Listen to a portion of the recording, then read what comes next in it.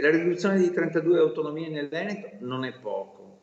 Questo significa diminuire in prospettiva il numero di docenti, il numero di dirigenti, quindi l'organizzazione scolastica e quindi la rete scolastica e quindi diminuire l'offerta formativa. Il segretario regionale del PD Andrea Martella bolla come un errore il nuovo dimensionamento della rete scolastica deliberato dalla Giunta di Palazzo Balbi per il 2024-2025. 560 le cosiddette autonomie, in sostanza presidi dirigenti, a fronte delle 592 figure attuali, e negli anni successivi la riduzione proseguirà.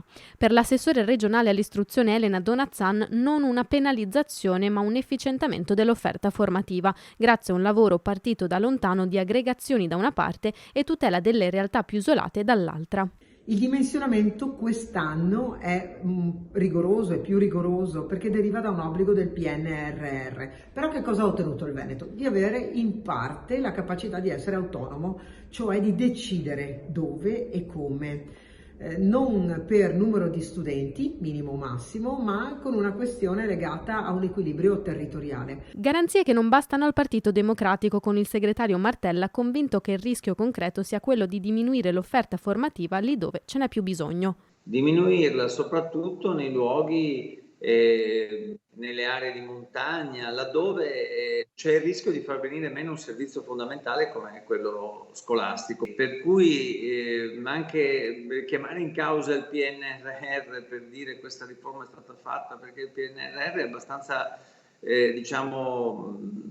debole come ragionamento. Il PNRR dice che va aumentata l'offerta scolastica, non diminuita, e questo è un percorso di risparmio che questo governo sta facendo e che io penso finirà ad avere un effetto negativo sul Veneto.